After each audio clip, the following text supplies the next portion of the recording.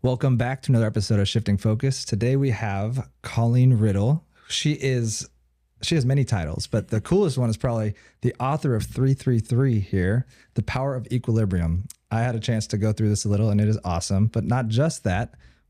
Pickleball addict, health and wellness enthusiast, trainer, professional at all fitness aspects, it seems like. So we're happy to have you here and we're excited to learn. Thank you. I'm so excited to be here and talk about all things fitness and wellness. Welcome. So get us started with this. The number 3, there's a lot of meaning behind it is what I was picking up on this. Tell me about the power of 3. Yeah, it's not just about the number 3. It's about, really what we focused on was mind, body, and spirit. So you got to have all of that in alignment to really live your best life.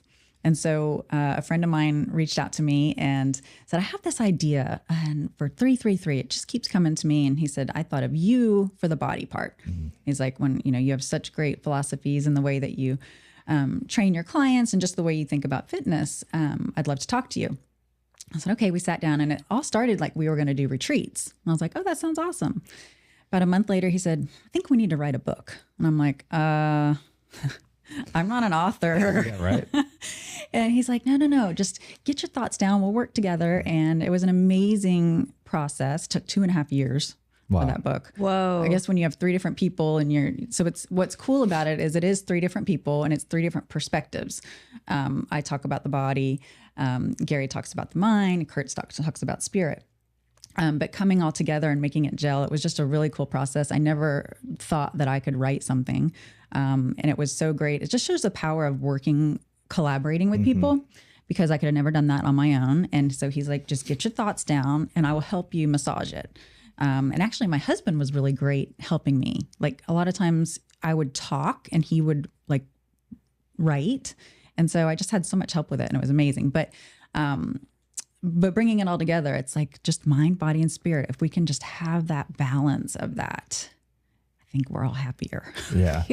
And it's like, how do we do that? Coming from the film world and documentary, I totally get it when you mean it takes like 2.5 years because you have all these different pieces and perspectives. Yeah. And when you think it's about there's another idea comes in. And Exactly. then, what if we had this? What if we had this? And it seems like there's so much information here. So that's exciting. And it's never done. I mean, did you have a chance to ever think in your mind, this is complete? Or do you go back and say, I should have added that? Oh, well, now when I'm like, oh man, I didn't talk about this. And I didn't add this in. Right. Yeah, all the time. It's so frustrating. Yeah. But also that shows the growth. That's where you are. Absolutely. And as you evolve, the information gets bigger and bigger. Well, it's just like when you read a book the second or third time, you're a different person when you read that book. Pick up on stuff. Yeah, you're in a different growth period. And I find that fascinating. I'm like, wow, I never really looked at it that way the first time I read this book.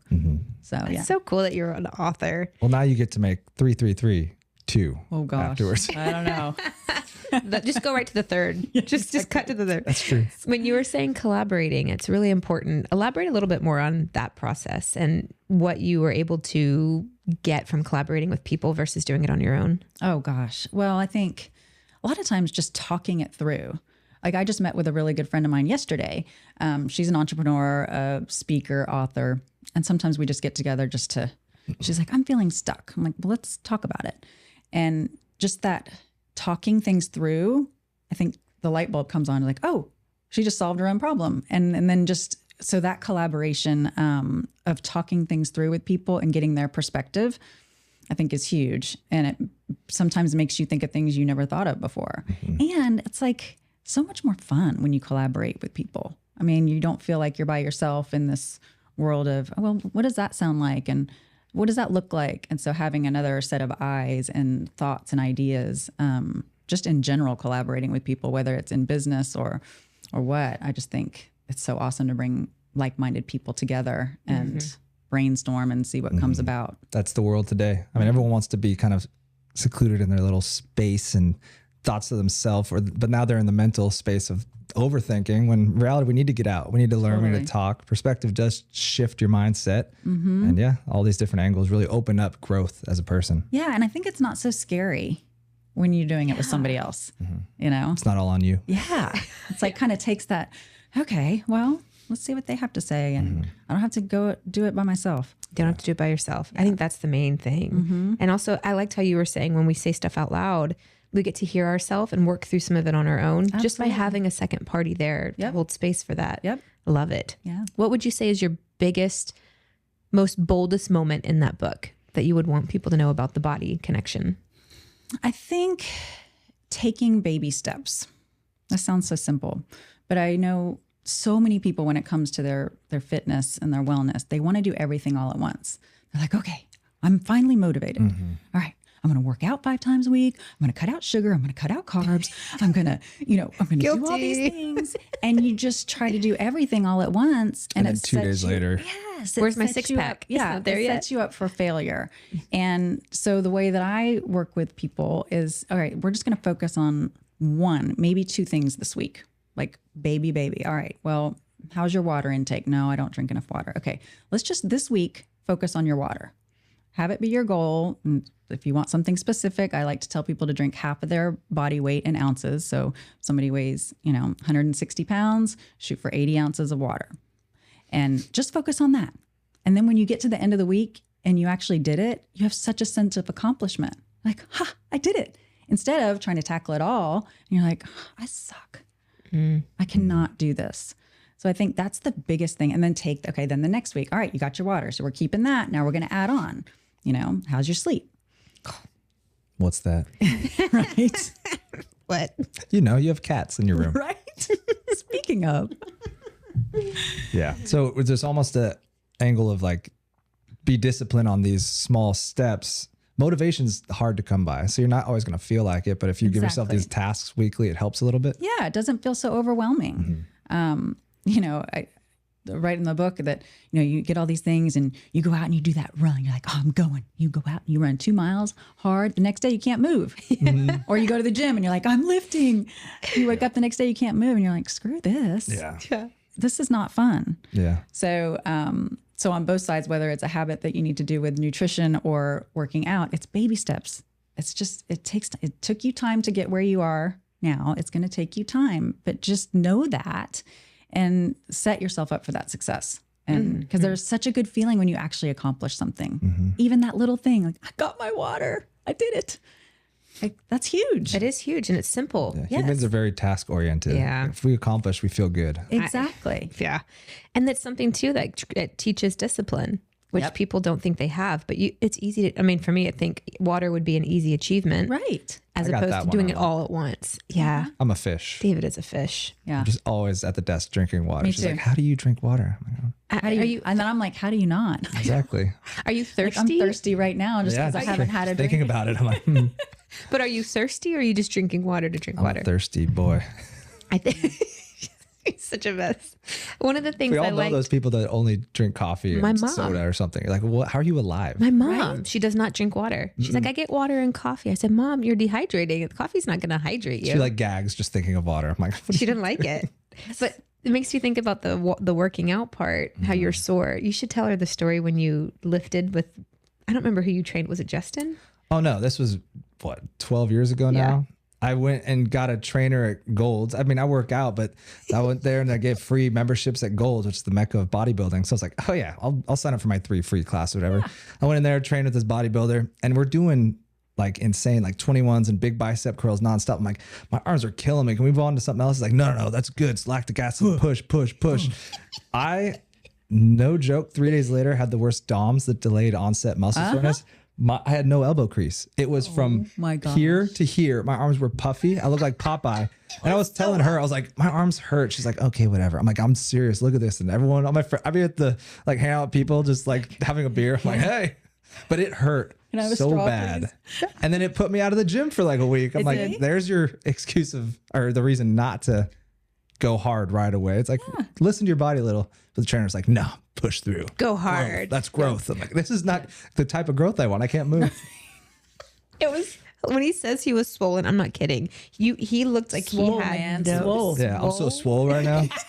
I want to go to the gym? Nope. swollen. Yeah. It was hilarious. Yeah. That's True a story. perfect example. I know. It was great. Yeah. But if he had just baby stepped, he could have gotten in there over the week and then gotten to the point where he Yes, of lifts course. heavy, but introduce it slowly. But I'm the type that's like, I'm not going to say no. Of course. If I'm in my mind, I'm like, don't be a bitch. Come on, let's go. Push through. Push Yes, through. absolutely. They're watching. I'm like, yeah, I got this. Funny. I know. You're true. also an athlete. You were a swimmer. Do you still swim? Okay, tell us about how'd you get into it? What got you in? Gosh, that was my like whole huge part of my life. So I'm the youngest of 6 kids. And they just threw me in the pool when I was 2. I actually saw a video of that not too long ago, and just started swimming. I was just a natural in the water, and I got on my swim team when I was 4 years old. That's And amazing. the story is they apparently had to push me off the blocks because I would get up there and cry. I'd be scared. And 4 years old up there crying on the blocks. And it's so funny because different people tell me, oh, I'm the one that pushed you off the blocks. And then my dad would say, I'm the one that pushed you off the blocks. And maybe all these different people at different times pushed me off the blocks. And I'd win. Like they would be halfway lead and then they'd push me in to go and then I'd win. So That's funny. They say go and you're like, I'm like, no. That's how it started. And then by the time I was in middle school, I was doing 2-a-days training. And I always had a goal that I wanted to get a scholarship to college. That was like what kept my motivation. Talking about having, hard time motivating. And especially as I kept going, because I start to get burnt out. By the time I was in high school, it's a lot. But I always had that goal. I want to get my college paid for me. And so then I got to take some fun recruiting trips and ended up at Florida State. Go Noles. There we go. Yeah. That's cool. Yeah. See, sometimes to be good at things, you just got to get pushed in the deep end. Exactly. Literally for you. Someone's got to push you. Yep. How did you, as a young age, how did you push through that? And how did you get through the burnouts? Well, technically her dad pushed her. Literally. Right. Yeah, literally. But you were young. Yeah, I was. How did you get out of that mindset? I really loved it. I really loved swimming and I was good at it. So and I was just driven. I was just putting in that hard work and having that long-term goal. Huge shout out to my parents because I would have to get up at 4:30 in the morning and they would have to take me 45 minutes downtown Austin to swim. And then I'd go to school and then I'd go back and swim. Wow. And so, yeah, they were a huge supporter. And, they were also like, hey, anytime you don't want to do this, it's okay. I saw when I was in that, a lot of parents that were in that, Most not parents. like that, not like that. So I'm really grateful. Kids are living out their parents' dreams. Exactly. I was a little burnt out from basketball like that. But Were you? yeah, I didn't go to college. I just high school. But since like 2nd grade. And if you knew, she knows my dad and he's coaching her a little too. So they get it. Yeah, He wants you to be the best, which is great. absolutely. Tough love, though. Tough love. Yeah. But it's needed sometimes. Yeah. And I think being an athlete, you learn so much about life. Like I'm just so grateful for all of the discipline and the life skills that you learn being an athlete that you take into your life. Showing up on time. Absolutely. Being held to a standard, teamwork. There's a lot that goes into it. Right? Yeah. So you loved it though, but at any point, did you have moments where I you were... mean, when I was in high school, especially like getting close to this, like literally the only thing that kept me going was college. I was like, it's just, I want to get that done. You set a goal. Yeah. So the days that you hated it, you just went in your mind and said scholarship. Yeah, I did. That's fair. Pretty much. Yeah. And then the community. I mean, I just had my swim was my family. I mean, as a swimmer, any swimmers out there will get this. Like, you don't have a lot of free time. It's practicing. We used to have like one in every day, every morning, and even Saturday morning. So Saturday night was like our night. But swimmers, like, we work hard, play hard. We would party hard on the night that we could. Yeah. Yeah. Good pool in high school, big old Olympic size or what? So I got to train. I was very lucky. I got to train at the University of Texas. Oh, cool. Their pool, Ooh. which was insane. UT. Yeah, they used to hold the Olympic trials there. cool. Huge swimming It's a auditorium. nice campus, so I'm certain that the pool is ridiculous. It was ridiculous. And you know what? I didn't know any different until I started going on my recruiting trips. Oh. And I'm like, wow, I'm really spoiled where I swim. Yeah, Austin's nice. And when you got your scholarship, because that was the peak, that was the goal. Yep. That's what you wanted. Once you finally got to that point, were you thinking, okay, this is done? Or was there another goal after that? No, it was just, and then it was exciting because now I'm in this whole new state. I mean, I didn't know anybody. So I leave what I was growing up with and I went to Florida State and knew no one. So the pool was like your safe zone. Yes. Again, it brings back that sense of community. It was like, these are my people. And I was immediately, you have family and friends in that world. So I think just the change of scenery and quite frankly, being an athlete at Florida State was amazing. Like, you know, we would have to go to study hall, and I would be, I was very good friends with Warwick Dunn. I don't know if y'all know Warwick Dunn, but you know, we went to study hall together, became friends. Charlie Ward was there at the time, and just to be in that sort of an atmosphere. That's cool. Yeah, it was a really cool experience. So yeah. I love that. Yeah. Not for the, we don't have to touch it, but I'll say women's college swimming has been very popularized lately. Let's just say I'm grateful I was back in the 90s when I was there. Yeah. Because I would be. Oh my gosh. Yeah. Like, how did I lose by 10 body lengths to somebody? I don't know. I have so many mixed opinions. Right? Maybe Anyways, I should just keep next. them all to myself. Yeah, next, because I could go down I mean, we could. Do we want to? That's okay. Nope. She says, Okay. let's move on. What advice would you give? Let's tread water lightly here. What advice would you give kids who are coming up as athletes, wanting to be successful, wanting to be great athletes, to tell them just to get through? How do you push? Well, find something that matters, like why.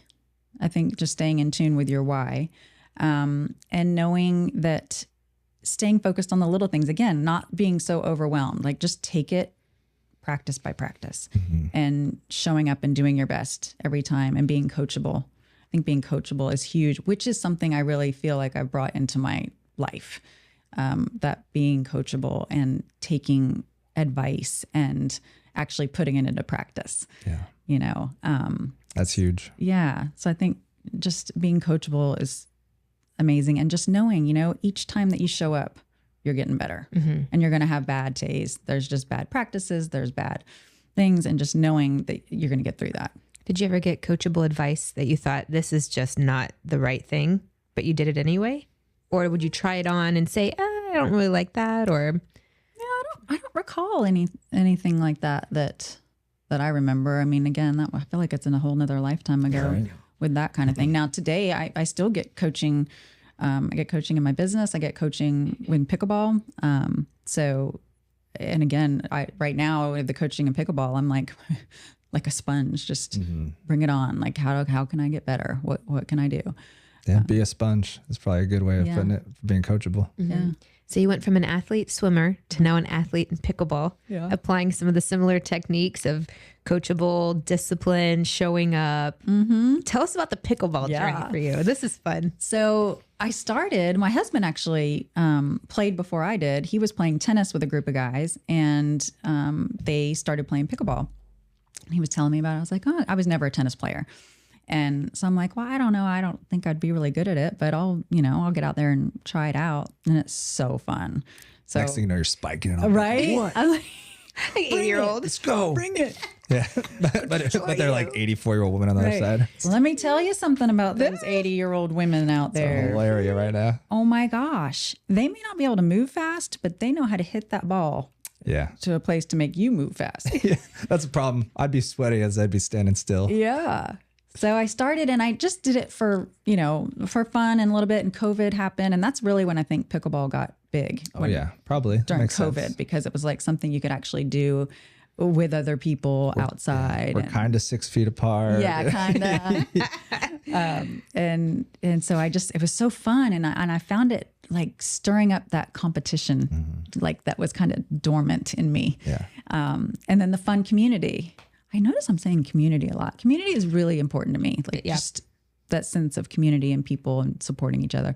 But yeah, so I just started playing, maybe 1 or 2 times a week. And then I got to be like, gosh, okay. And then I'm like, okay, I want to get better. Because, you only can do so much when you first start out. And I was like, I really want to get better. So I started taking a couple lessons and then I started playing more. And then I started playing against a lot better people than me. And that's still hard for me because it's like, okay. That competitive part. The competitive part. And You're used to being the best. You're not better than me. We'll be better. It's like a 75-year-old man. See you next week. I know. I mean, whether it's a 75-year-old man or a 20-year-old, 25-year-old dude, or woman, whatever, it keeps you humble, constantly learning. And it is very frustrating. I mean, it is very frustrating. Yes. Like the golf of sports for. Exactly. Yeah, Steph's always like, why do you keep golfing? Why are you out there? Guys, sometimes he's like, I loved it. And most of the days he's miserable. Yeah. So I'm like, why do you do it? Because you hit the one perfect shot. And you're like, I love this game. The one shot that keeps you coming back. Yeah, for more. you hit that perfect drive, 3 bad shots, and then you put a 40-footer right in. You're like, I love this game. It's addicting. Yeah. Yes. So you started playing pickleball, and then you started thinking, this might be a little tweak in my knee or Hip. It was my hip. the hip. Okay. And what led you to your injury prevention? Yeah. So I kept seeing a lot of people getting hurt. Things from never run backwards. When you're going to get a lob, don't run backwards. I see that a lot. People fall, they fracture their wrists. Just backpedaling and falling right over. Yeah. Yep. But anyway, I started seeing a lot of people have hamstring pulls and knee injuries and hip issues and shoulder problems. And then it happened to me. I tweaked my hip and I'm like, gosh, and I'm like, nobody's warming up. Well, there you go. Nobody's warming up. You get out there, you hit the ball, you dink back and forth a couple times, and you're like, okay, I'm ready. You're not ready. So I'm like, okay, what can I do? And then I started realizing we use such different muscles in pickleball. We do a lot of lateral movement. So knees and hip, our glutes, that's huge because think in life, we walk forward or backwards. We don't move side to side a lot. And those muscles are lazy. They're not used to being used. So I'm like, what can I do? What can I create with my background to help pickleballers create that injury prevention, like be proactive? And so I came up with the Fit Pickleballers Injury Prevention Program. And it's a warm up and it's 5 workout videos. And the workouts are 5 to 7 minutes. That's it. Easy. It's with this amazing band. I should have brought my band in. I met these people through a friend that designed these bands, and what makes them unique is they're hands-free. They go around your wrist. And it's one of the guys that developed the TRX Rip Stick. Oh, cool. So he developed these, and they're used for Pilates, actually. It's like a reformer without the reformer. But I'm like, we had many Zoom conversations and talking about, and they're pickleball players. So they're like, oh yeah, this would be awesome. And so anyway, played around with it for a while and designed a program using those bands. And it's amazing. Like it's game changer. Like I will not do that warm up before I play. One time I was running late and they were like, come on, Colleen. And I didn't do my full warm up, tweaked my hamstring. Oh my gosh. Is it activates the muscles that we use on the court so that when you get out there, you're warm, you're ready, your muscles are activated and, you're preventing that injury. And then when you do the short videos outside of pickleball, it's training those muscles that we use so that when you are out there, and it also isn't just injury prevention, it helps increase your speed. It helps increase your power by strengthening your core and things like that. So 7 minutes total for the whole thing? Yeah. Oh my gosh. Each workout. Because I'm like, okay, so I know pickleball players and they don't want to be in the gym. They want to be out playing pickleball. Yeah. And so I'm like, okay, well, and with these bands, they're so effective that I could do it. I could design something 5 to 7 minutes that hits everything, do a couple times a week, and you're good to go. That's so cool. That's great. Yeah, because pickleball, you think about it. I haven't even played yet. I've played tennis a few times or whatnot, but it's not like basketball, football running nonstop. It's more fast twitch. Short, fast movements. I guess we should talk about you could pull stuff real what quick. pickleball is for people who don't really know what they were talking about it. But if people don't know, what is pickleball? You get a pickle, right, as your racket. Exactly. And a tennis ball. Exactly. Could you imagine if it was a pickle? Oh my gosh. She loves pickles, so that's got her all You have to eat a excited. pickle on every time out. Yeah, there's Sign me up. now I need to know the origin. Right. I know. You know, the origin is from Washington. Like, and I don't know the year, but these guys, and they named it pickleball after their dog. Wow. Yeah. But it's a combination between badminton, tennis, and ping pong. So it's on a smaller court than tennis, and you use what looks like a wiffle ball. It's a plastic ball with holes in it. And then the paddle is smaller than a tennis racket, bigger than a ping pong racket. But anyone who's ever played tennis will pick it up very quickly. Same thing if you've played badminton or ping pong. Ping pong players are really good because they have that like flip. Yes, that flip. Yes. Same thing where they don't move much for you're playing somebody. Yep. Yep. And then they still beat I'm you. always envious of the tennis players too, because I'm like, oh, they have such beautiful ground strokes, you know, and I don't have that. I've had to learn. I'm, you know, still trying to get good at putting topspin on it. Yeah. And but that's what it is. And my husband says, when someone says, what's pickleball? He said, it's a combination between tennis, ping pong, and crack cocaine, because it's very addicting. Sign me up. Yeah, right. And he's not wrong. It is very addicting. Once you start playing, there's just something about it that You burn a lot of calories while you're out there. You too? do. Good workout. Yes. Oh, absolutely. Good What, workout. like 30 minutes or longer? How long are games usually? I'll play all day. Yeah. I mean, I'm gonna say I don't play less than 2 hours. Oh my Yeah. gosh. There are a lot of people that go out there and play for an hour. And I'm like, I'm just getting started. Like, Right. Okay, so it's a commitment. Yeah. It's like just you don't have to be. I'm a little. Oh no.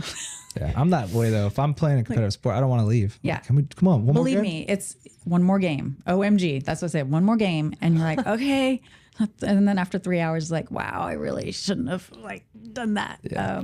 But I mean, most people go out there and they play an hour and it's fun. And what I love about it is it's all ages. I mean, I see kids out there that are 9, 10, playing, and I love that. And then you see the 80-year-olds and everything in between. And it's such a great way, especially for people who don't exercise, getting their body moving. Now you do what I said as far as like doing the movements and the prevention before you get out there, but it's bringing people together as a community. You meet some coolest people, the coolest people. I've met some great friends playing pickleball. And if you travel, you can find pickleball anywhere and they will welcome you in with open arms. It's just this pickleball community is so awesome.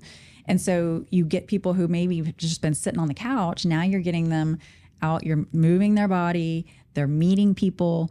You know, kind of side note, but have you seen the Blue Zones? Oh yeah. Okay. Japan? No, they're doing them in Jacksonville. That's what Greg Belilas was telling us about. You stay within your community.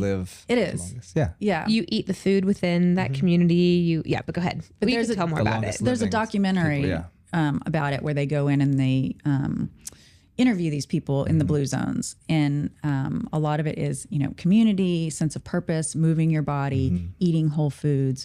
But I was thinking about that the other day. I'm like, wow, pickleball really hits on the movement and the community aspect of it. I'm actually talking with some other girls. We're brainstorming about maybe doing some sort of blue zones in our community. We're in the brainstorming part of that, of what that might look like. I think a part that I heard, someone was talking about the Blue Zone doc, and they were like, everyone that hasn't looked it up just thinks about the food and they immediately judge on people's diets. And like, they leave out the community part. Community is the huge. People together is really probably what helps people live longer too. Absolutely. Absolutely. And so I digress, but that, you know, hits the button.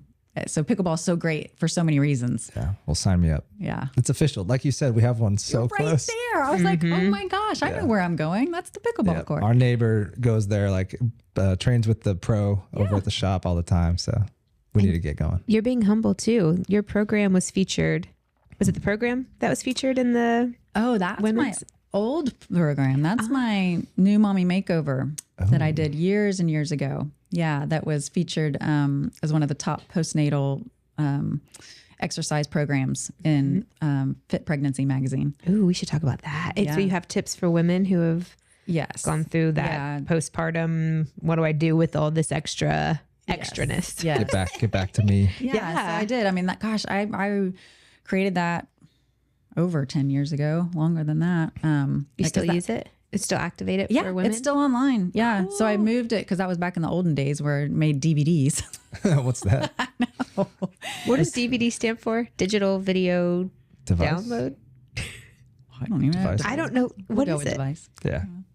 We'll go with that. It's better than a floppy disk. So we'll stick to the 2000s. That was my days. Did you use floppy disks? Of course. I remember when I was little in school, I remember putting floppy disks in the computer. Did you? I thought you were too young for that. Okay, I'm going to look it up. I'm going to look up what DVD is. But tell us about your... Yeah. So that's, again, just working with women and seeing the need for it. So many people would be like, you know, I want a trainer, but I don't want to go to the gym. I don't want to leave the house. I have a new baby. How can I get my body back? What can I do?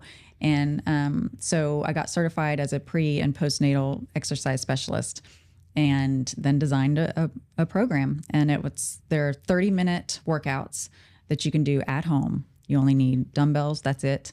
And the way I designed it was phases. So phase 1 is once you're cleared and you want to start working out. So it's a little bit softer, helping you get that pelvic floor strength back.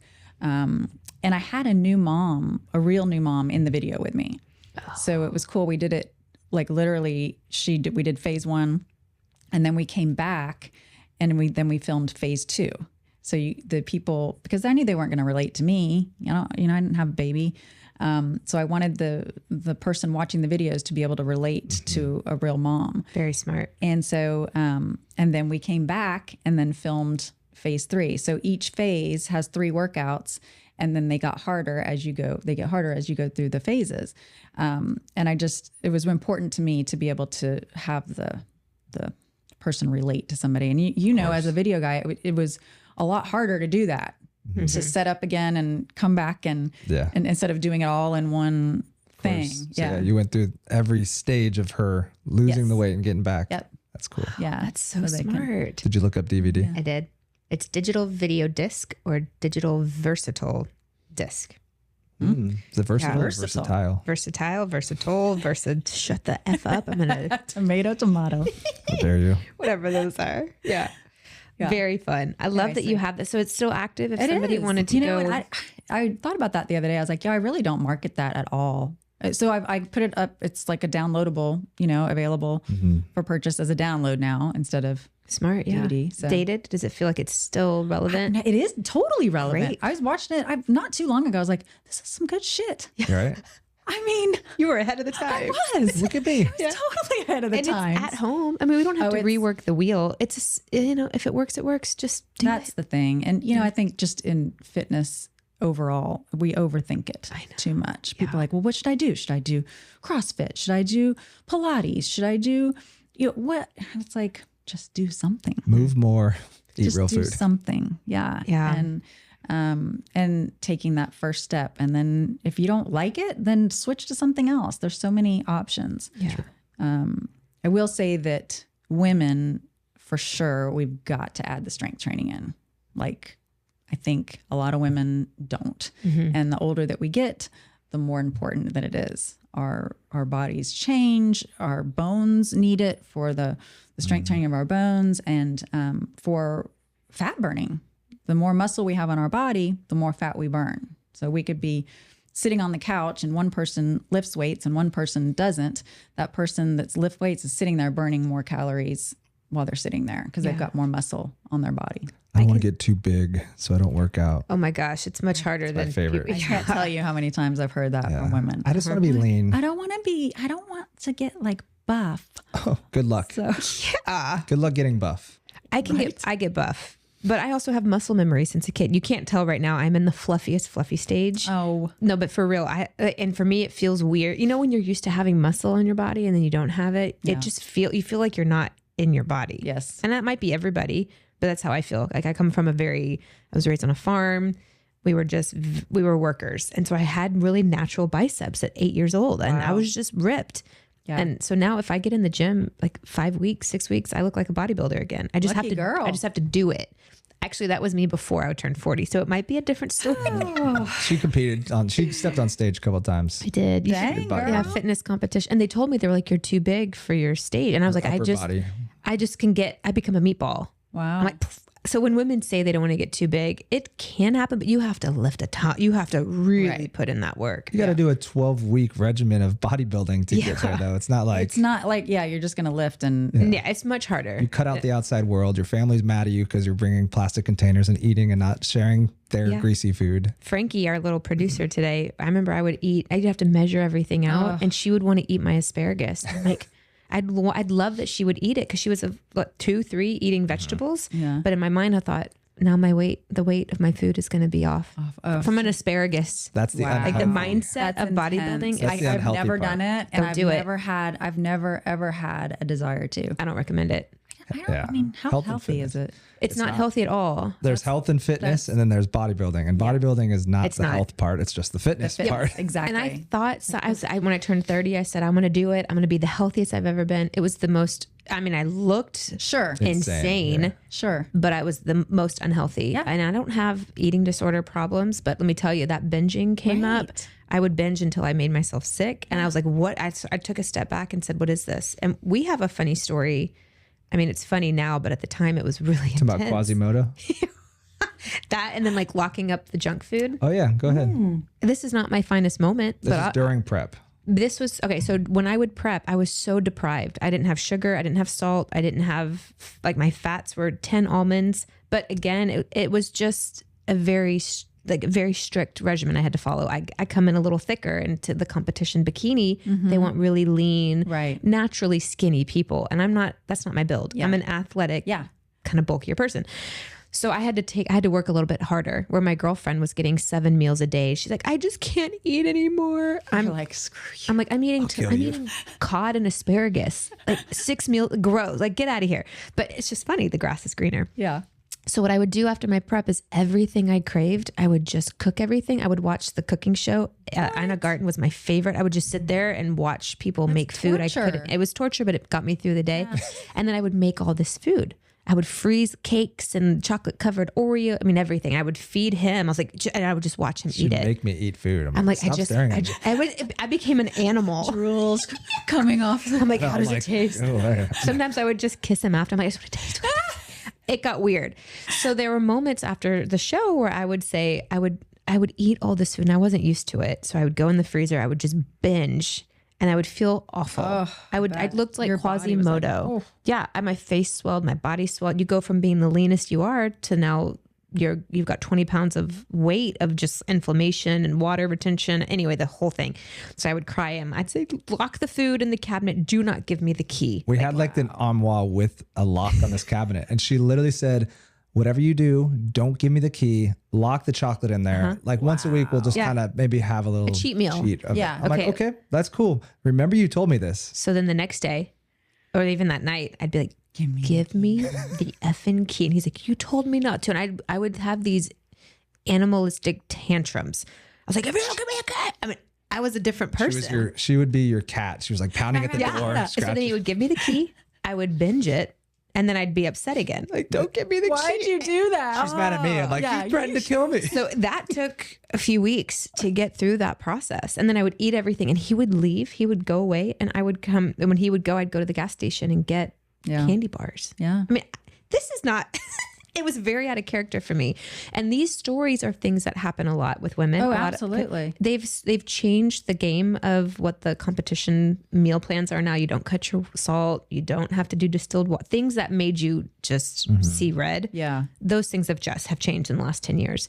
But I didn't like that version of myself. I didn't like it. We know a lot of girls who gained like 40 pounds after they stepped off stage within like 2.5 weeks. Easy. Yeah. Easy. Yeah. Like quickly. I remember, and also a lot of these teams out there, make sure you go to a good team if you're going to compete. And the coach should have a rebound like off stage, like another plan that gets them back to regular life. A lot of girls just get there and it's over. You're on your own. So then they go, as soon as this 12-week, 10-week prep is over, I'm going to eat this, and this because I want pizza, I want burgers to celebrate. Right. She had In-N-Out burger, all this salt and sodium. Oh my God. The next day her eyes were swollen like shut. Not to mention feeling like crap. Yeah. But what I wish, this is looking for a good coach. If your coach says, yeah, you did a great job, go have a cheat meal tonight, run away. Yeah. Don't have a cheat meal. Introduce the natural foods back. Introduce water. Introduce salt. Introduce a little bit of high fat. Don't just go out and have a high fat, greasy junk food meal because now you taste it and now you can't look back. Your body's like, give me more. You become this thing. And even if monster. you did it healthier, your fuel source switched over during that 10 weeks and you're just going to shove other fuel in there now, your body's going to go into shock no matter what. Yeah. So. Yeah. And I'm not knocking my coach. It was just, that was the style at the time. You know, they were wonderful. And I said, and it was push a choice. Me. Yeah, it was my choice. Yeah. So I didn't, so there's that. Yeah. The point of, I don't remember the whole point of that. The point is poor you. I can't believe you. No, not poor me. We were talking about lifting and how important it is for women to lift. Subject. Oh yeah. Yeah. Thank you for bringing us back. Longevity later in life. Yes. You're going to feel better, right? If you lift. Yes. It's so important. Which I do want to, if you're open to talking about it, Colleen and I and I apologize, but I think you're man enough to handle this. When you hit a certain age, the female body goes through a lot of changes. And being an athlete, you've had to experience some of those. Walk us through as much as you want to talk about this new phase of life. Yes. So I am in the thick of this new phase of life. It came on hard and fast, and it's real. And I don't think that women talk about it. I think they're embarrassed, ashamed. I don't know. We all go through it. So I don't know why this isn't being talked about more. But the menopause thing is for real, and it is not for sissies. I'm like, what the F is going on with my body? I have like this newfound roll around my belly, which I have not had. The only time I've had a belly is after I quit swimming. When I stopped swimming and I went in, being a regular person, my body was like, what the hell? And I put on a ton of weight, kind of what we were just talking about. But, and so I had to figure that out. But this newfound thing, like I haven't changed anything, and it's just all of a sudden here. And the hot flashes, oh my gosh, they're real. Again, like I say they're real because, you hear a couple of these things, but then nobody really talks about it, or nobody talks about like how you get rid of this stuff. And so this all started happening. And so I went to my doctor to get blood work. I needed to get my yearly blood work done anyway, and meet with her. And she's like, let's go over everything else and we'll get to the hormones. I'm like, okay. So she goes over everything. Everything's looking good. She's like, well, let's talk about your hormones. Like, you don't really have much estrogen in your body right now, or progesterone. I was like, I knew it. And so I was sharing with her my frustrations. And I was like, I'm not sleeping because I've got these hot flashes. I've got this newfound thing around my belly. And I was like, and it hurts to have sex. And I start crying because I'm like, nobody told me all these things. And so it's like, just hit me all at once. And I was not prepared. And so she's like, just, well, we're going to get through this. But I had always been afraid of taking hormones. I have a history of cancer in my family. My mom passed away of ovarian cancer. My sister had breast cancer, and my brother's still battling lung cancer right now. So I had this fear of, gosh, whenever that does happen, I don't want any hormones. Well, I didn't know. So I start this deep dive of like, I'm in the middle of the deep dive right now as far as HRT. So I'm reading this book, and I meant to grab that too, but it's because I can't think of the doctor's name, but it's basically about how adding estrogen to your body will not cause cancer. Mm-hmm. Unfortunately, there was a huge study done, the Women's Health Initiative in 2002, that was horrible, horrible science. And so they unpack all of that. And so I have a newfound thought process, and I had no idea that every single organ system in our body needs estrogen to thrive. Whoa, I didn't know that either. Our brains, like the menopause brain fog, is real. Really? Is it everybody or just women? Do they produce estrogen? Yeah, men do produce estrogen. That's why I'm so sensitive. Yeah. Oh, you sweet thing. Yes. But heart, like a lot of women have heart disease because we have estrogen in our body. Whoa, it's crazy. All the stuff I'm learning. Yes. Hormones are very important to be balanced, right? Yes. Okay. So I'm just like in this awe of research and wow, how did I not know this? And why don't women talk about this? Because you feel like you're alone. You feel like, I went through a 3-week period where I was like depressed. I'm not a depressed person. I was just in a total funk. And I kept telling my husband, oh, what's wrong with me? Like, what is wrong with me? Because then I'd go down this rabbit hole of like, what am I doing with my life? What a midlife crisis. Seriously. I'm like, what is happening to me? I have no motivation. I didn't want to go do anything. I start questioning, what am I doing with my business?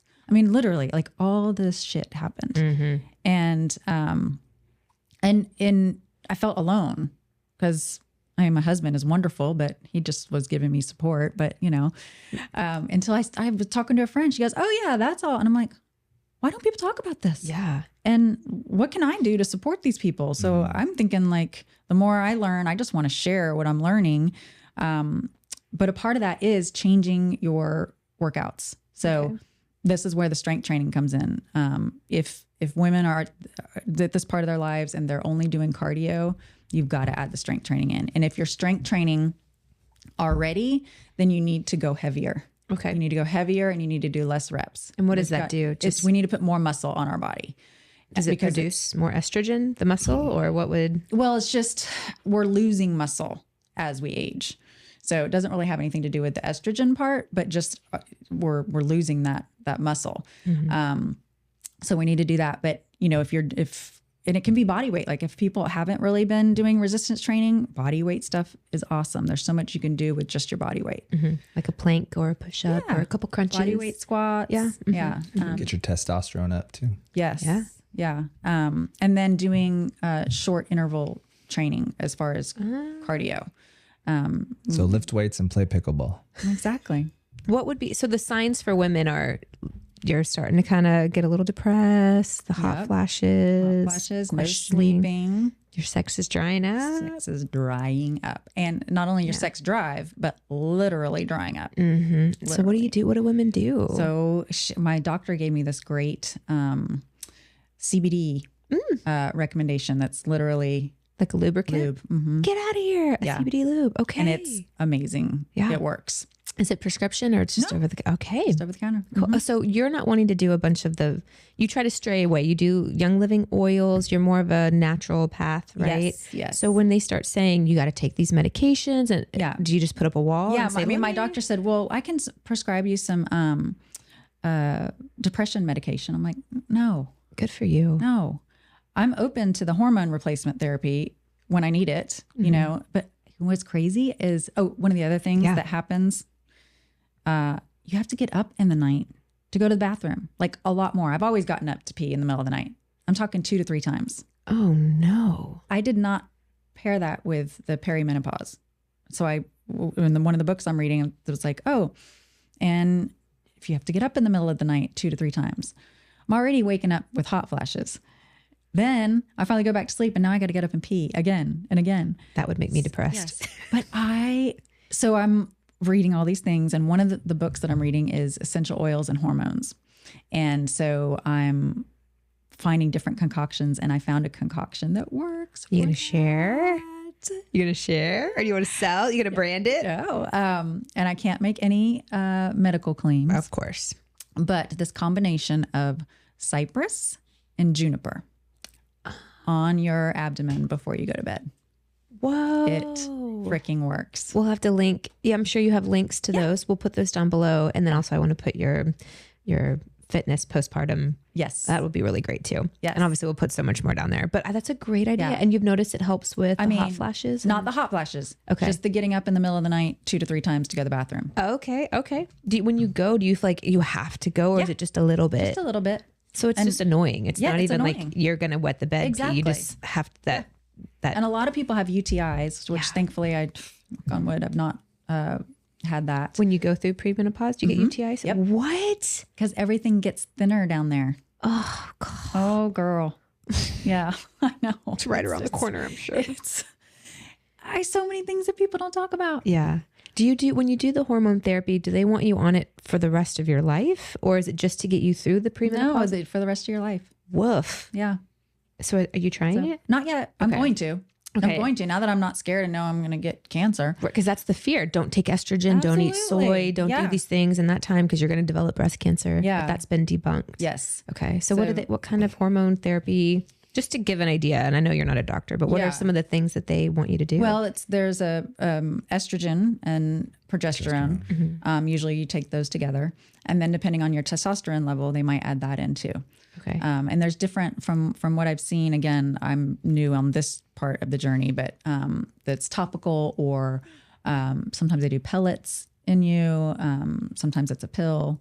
So so for me right now, I'm in that journey of, okay, what can I do right now naturally before, not that that's not natural, but in the meantime. And then another Young Living product that I take has helped me with the hot flashes. Oh, cool. And again, I can't make medical claims. So Yeah. Allegedly. I probably shouldn't have just said that. No, but it's helping you. If it helps you. It's just it helps a personal you. Yes. Thing. And you're not a doctor. So anybody listening, don't come after Colleen. But I am a doctor. So if anyone has any medical questions, just DM me. Dr. Just David. kidding. Especially when it comes to women's hormones. That's right.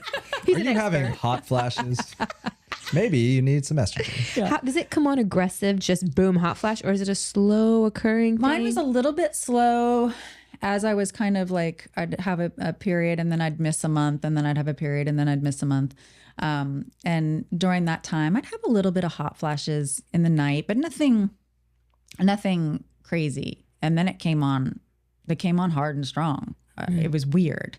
And I'm talking like in the hot flash, the way that I describe a hot flash, like I always thought it was like you're dripping sweat. Yeah. And sometimes it can be that way, but it's more of it comes on really fast. It's like when you get embarrassed, that feeling of when you get flushed, like, oh, I'm so embarrassed. And you get, that's what it feels like to me. And so it's comes on and then, but then it dissipates, like, especially when you're sleeping, I sleep with a fan right on my face. I throw the covers off. It's happening. I keep peppermint right by the bed, put peppermint on the back of my neck to help cool down. Smart. And then put the covers back on, and then it'll happen again. So it's, And it's not just at night, right? It's all day. Yeah, it's during the day too. Joy. Things you guys never have to even think about. I know, right? You boys have it so easy. So perfect. Yes. Well, testosterone's a lot more mainstream than like the women's hormone thing is.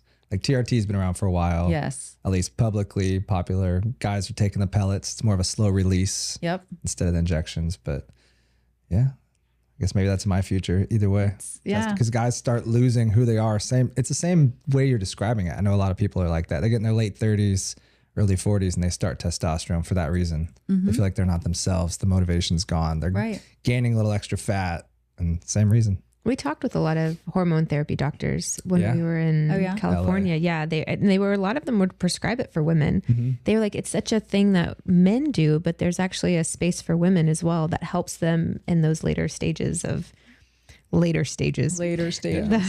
Because coming from a lot of the video work we did was in the bodybuilding industry and still is.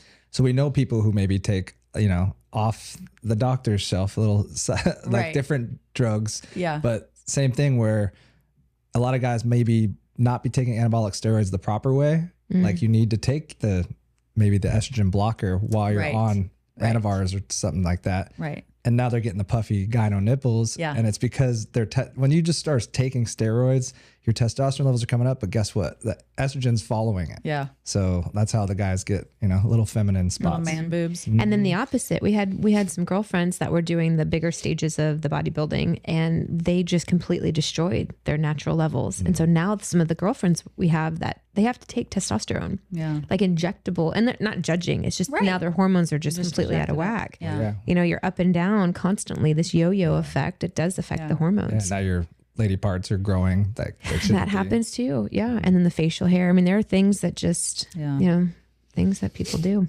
Yep. Yeah. And then speaking of other things that mess up hormones is all the toxins. Microplastics. Everything in the world. And the xenoestrogens and all the things in our products, like that blew my mind of how it's hormone disrupting. And it's literally, and that when I said man boobs, it made me think of that, because a lot of times, men will get man boobs from the parabens and things that are in their products that they're using. What were some of the big shifts that you made? Because I tried to find that documentary. I don't know. Yeah, I don't know where it is, or like there's something to it, like what the stink, or where's the stink? It's just called Stink. Oh, I couldn't find it. I wonder where it is now. I don't know. When I saw it, it was on Netflix. But it might be Netflix. We don't have Netflix. But I don't think it is there anymore. I thought it moved to Prime. I'm not sure. Okay. But you watched that and then it completely changed. Yeah. So a friend of mine suggested I watch this documentary Stink, because she knows how, fitness oriented and wellness I am. And she's like, it's going to blow your mind. And I watched it and it blew my mind. So it's basically the loophole of how chemical companies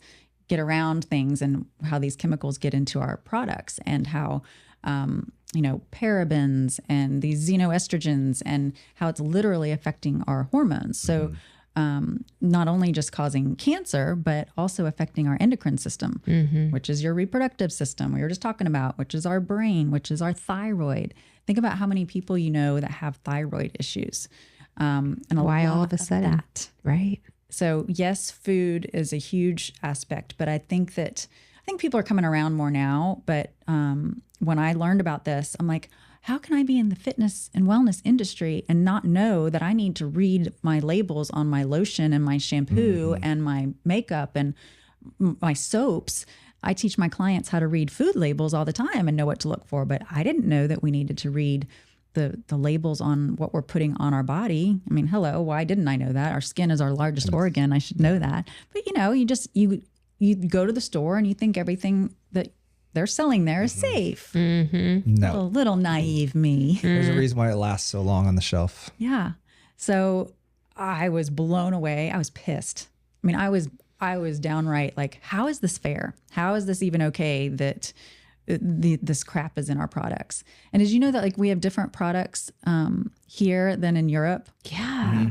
There's banned substances over there that like we're over allowed to have. 1,300, and there's only like 12 that are banned here. Like Skittles and stuff like that aren't allowed in a lot of countries. Yeah. It's insane. So that's what got me on the rampage of going chemical free. So I just started in my house, one thing. At first I started like reading all the labels and I was like, what the, oh my God. Like this what you could read. You don't even, the words are so weird. Yeah. But like parabens is in so much, and that is an endocrine disrupting chemical. And fragrance. That's one of the fragrance. Dryer sheets. Oh, I hate it now. I can't even, any sort of fake fragrance Air immediately fresheners. gives me a headache. Yeah. So I tell people that one of the quickest things you can do is get rid of your plugins, your air fresheners, and your candles, because that right there is toxifying, the air and our animals. Our poor animals. Yeah. When you think about plugins of where that is and where their noses are, it puts out something. It's basically like car exhaust out of there. Great. Yeah. Lovely. I know, right? Yeah. Switch for oil diffusers and natural homemade candles. Yes, exactly. So that was it was a huge transformation in my own life. And then I was like, I have to tell people, but I have to, this needs to be added into my education that I do, is to start creating awareness and just having people pay attention, because like fragrance. So where I was going with that is that they can put up to 500, 600 different chemicals in there, and they don't have to disclose what it is. They can just call it fragrance because it's a proprietary blend. Whoa. That's my favorite ingredient on stuff. All natural, and you flip it over, it says proprietary brand or blend. Like, I'm like, why can't you just tell me what is in there? Yeah, what is it? They think we're going to copy and steal the recipe? Yeah. no, it's just a way of not telling you. But it's their way of being able to sneak it in there. So yeah, that's a huge passion of mine. Is, it's interesting. It affects our weight too. These toxins. And my own story is, so it took me about probably 6 months to slowly go chemical free, just slowly replacing the laundry detergent, everything. Because you don't just throw it away. You want to use what you have, right? Yeah. Knowing it's going to kill you, but you still want to use it. course. So you're not being wasteful. I'm not wasteful. Yes. Don't just go throwing all your stuff away. Use what you have. Yes. Just be mindful when you repurchase. Yes. And so I went to the doctor again. I go to the doctor once a year just for a yearly, and they weigh you, and so I was 5 pounds less. And I thought, that's interesting. I'm always like the same weight. Well, until menopause shit, but but I was always the same weight. And I was like, can I see my chart? And it was like same weight, 5 pounds less. And I thought, what have I done different? The only thing I had done different was getting the toxins out of my home. Get out of here. I am not kidding. It was a really aha moment for me, like, because the toxins are stored in our fat cells. So when we get rid of that, it allows that fat to be released. And that was really fascinating to me. Just, and, you think 5 pounds is not that much, but Hold 5 pound weight all day. Yeah. That adds up. It feels heavy. Yep. So, if somebody is out there struggling with weight, that's one place to start, is to start paying attention of what you're putting on your body and around your home, what you clean your floors with. Because you think about it, you clean your floors, and then we walk barefoot. Again, going back to the pets, I'm a huge pet lover. And especially, cats clean themselves, so they're not going to wait for the floor to dry. They walk across the wet floor. They like to leave their little footprints, and then they go in the corner and they clean themselves. Well, all those toxins that you're using that are in the floor cleaner are now in their bodies. Same thing with dogs walking across the floor. So that was all just a huge light bulb experience for me, of things that I didn't know, that I think a lot of people don't know.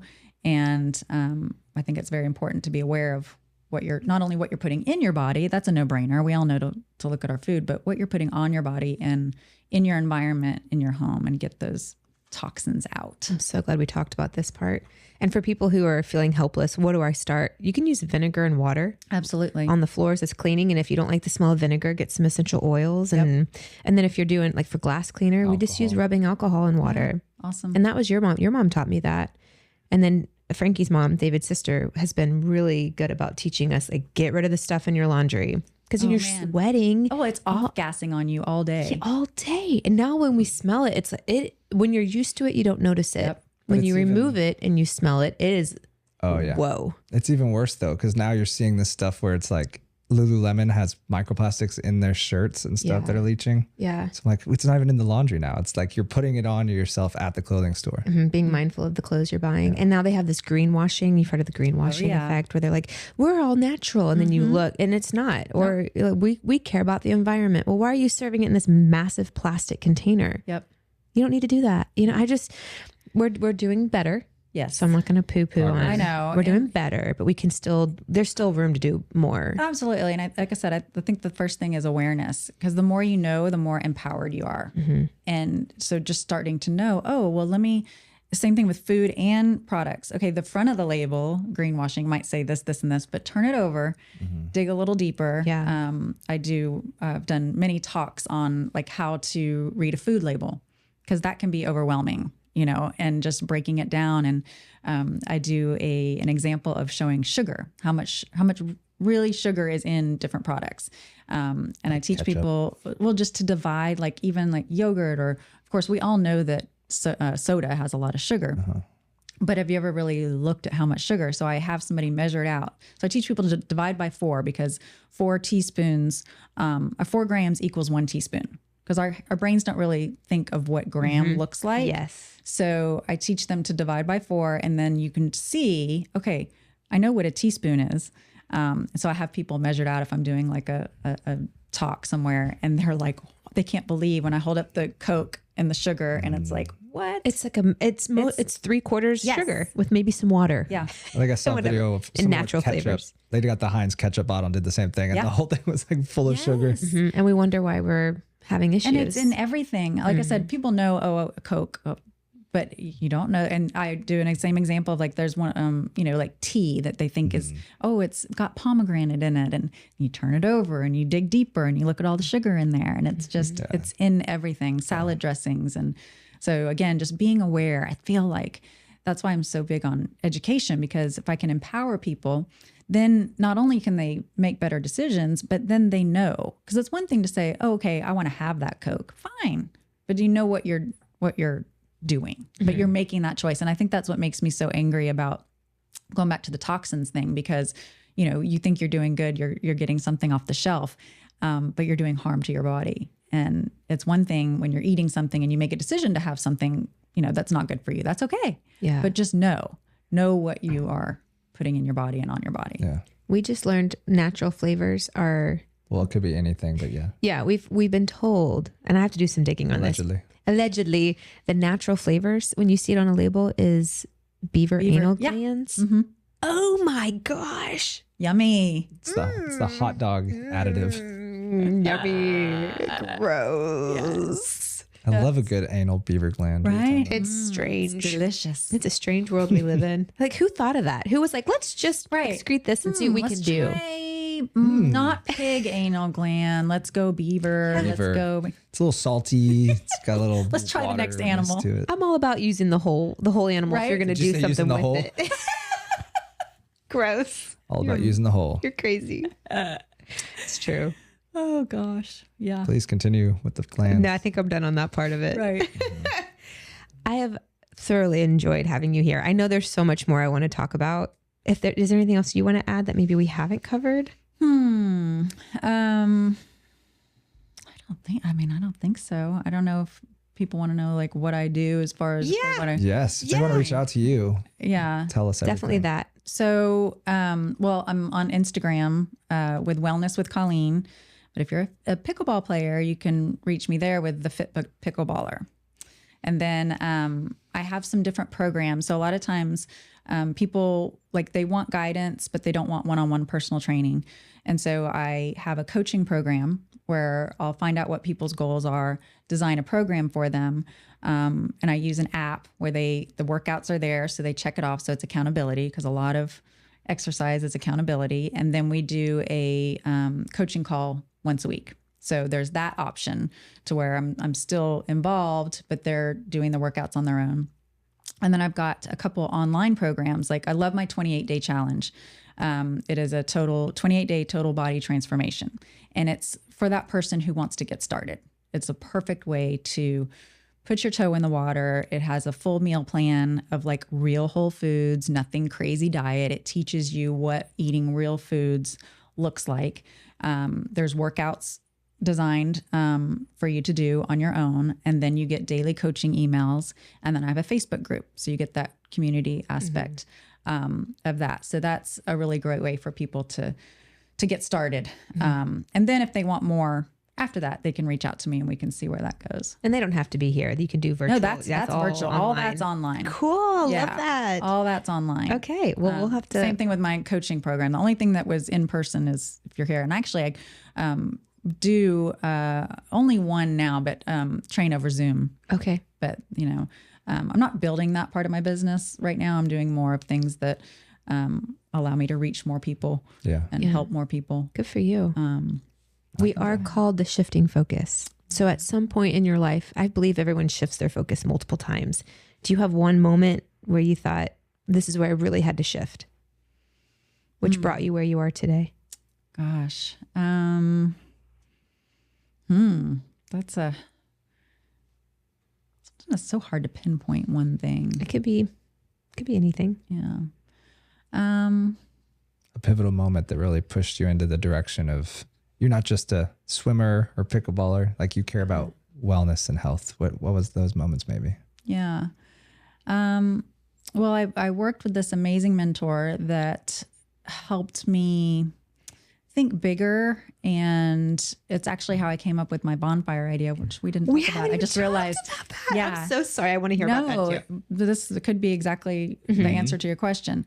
And he just was asking me questions that a lot of times we don't pause to think about. Like, well, if your perfect day, what would that look like? And what do you enjoy about wellness? Is that even where you want to be? And, these deeper questions that I really hadn't stopped to think about. And he's like, well, what lights you up? And so we started talking about that. And I was like, well, I really do love helping people. And I really love like a sense of community.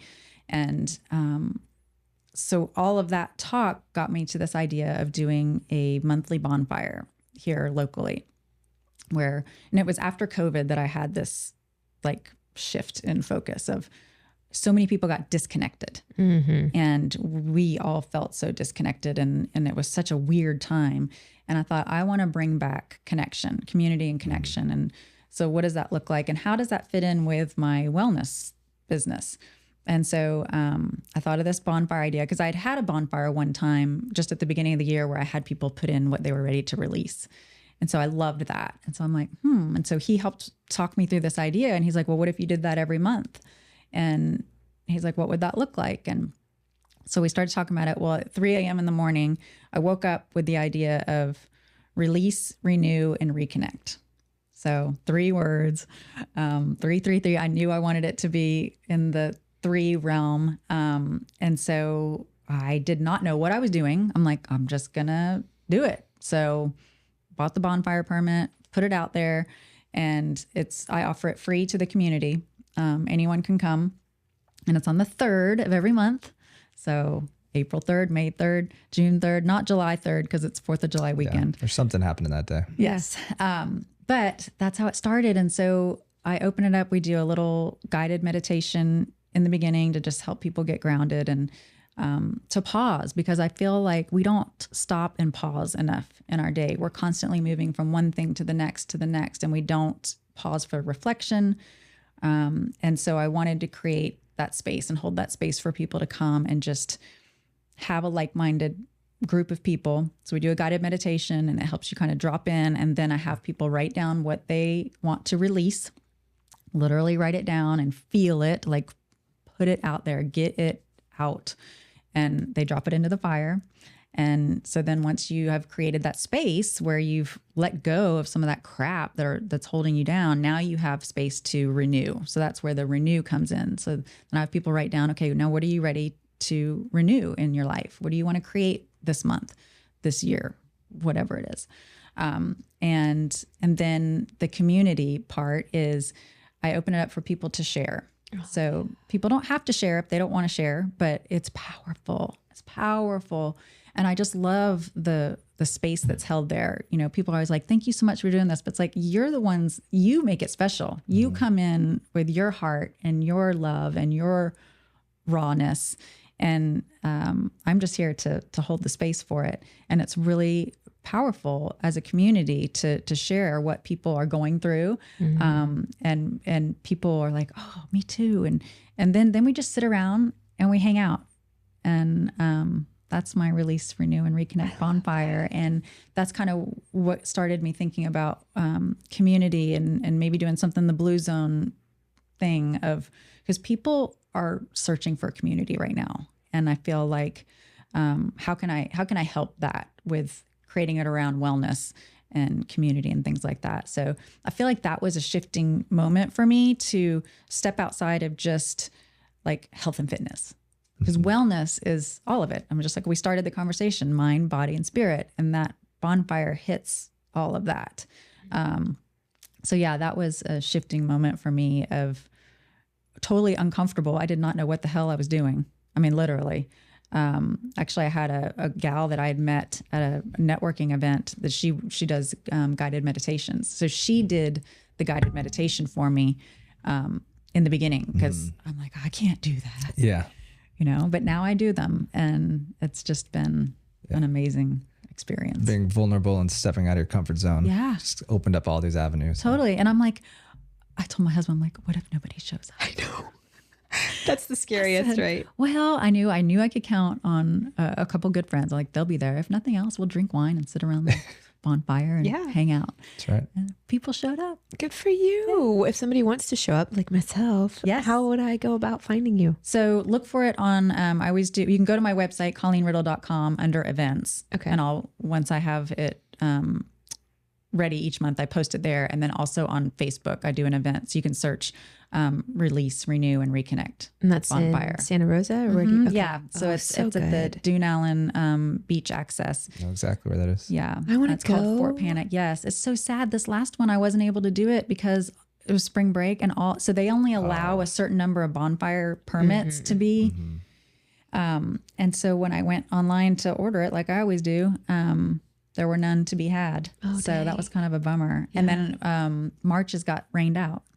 So I'm done. And the eclipse. So everyone's got a lot to I release, know. I bet. So the next one will be May 3rd. Cool. So we might not be back yet, but count me in for the June. And if there's anything I can do to support. Yeah, really just getting the word out, because, you know, I just do that. I literally don't market it or anything. It's a free thing for people to come to. But I've had, you know, as few as 8 people and as many as like, I think 22. Yeah. That's great. I have to have less than 29 because my bonfire permit. I see. You aren't allowed. You 7 go stand over there. You're just over here. And you then can we'll just switch. swap it out. Yeah, it'd be fun. I'm going to talk to you about something after this podcast. Perfect. See if you're interested. Yeah. Love it. Yeah. Got a lot going on. Yeah, you know, it's exciting, and I love kind of my overall is wellness, and then I've got these little verticals, branches coming out. The octopus Good for effect. you. Constantly, you know, figuring out how else can I help people and have fun doing it, because fun is a huge core value of mine. It's got to be fun, and I've gotten to that age. The age where I'm like, screw it. If it's not fun, I'm not doing it. I'm not going. I'm not doing it. I'm not effing leaving. Yeah. So yeah, it's so true. You got to enjoy what you do. Life is short.